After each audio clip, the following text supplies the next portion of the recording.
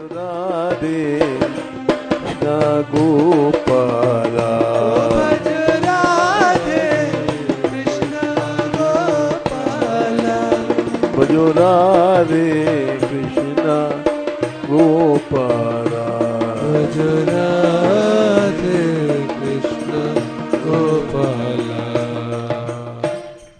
जय श्री राधे। जय श्री सुमरिय नाम रूप बिन देखे, आवत हृदय विषेक सनेखे।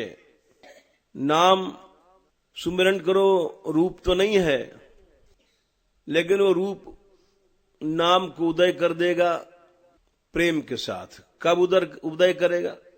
हम नाम कीर्तन करते हैं, लेकिन नाम निरूपण नाम जतन थे। पहले नाम का निरूपण होना चाहिए, उसके बाद जतन होना चाहिए। सौ प्रगटत जिमि मोल रतन थे, एक सिद्धांत है निरूपण नाम का।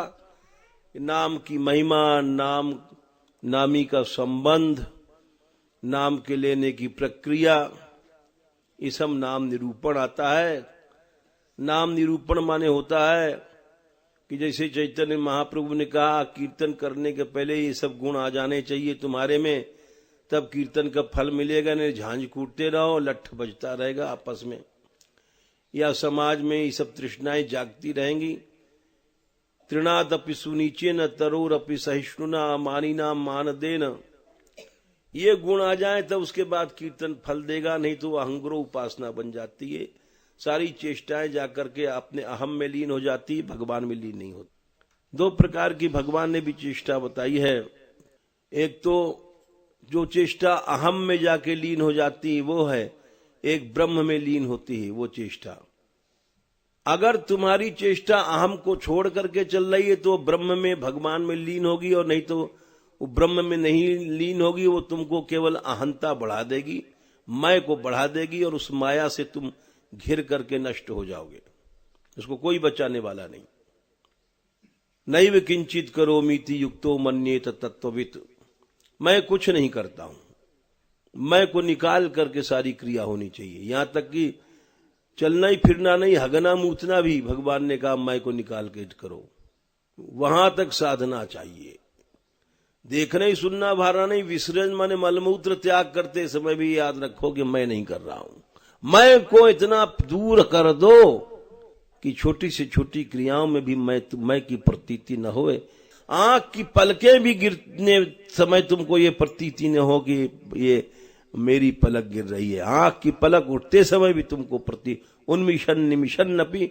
भगवान कहते हैं साधना इतनी सूक्ष्म है कि वहां तक साधना तुमको करनी पड़ेगी, पीछे भागने से काम नहीं चलता।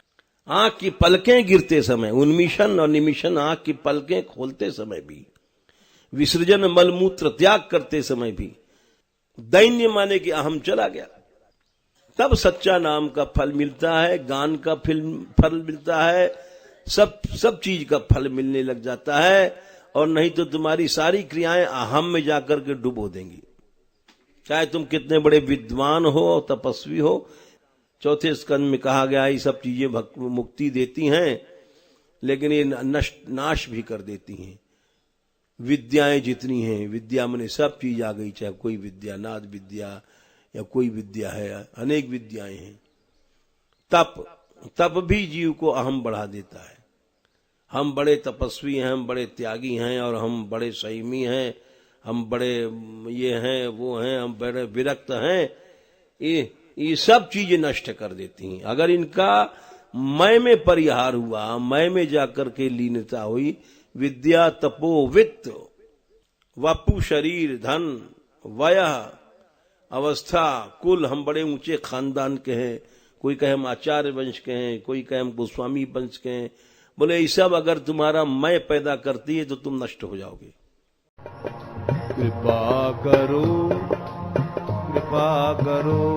राधा रानी कृपा करो।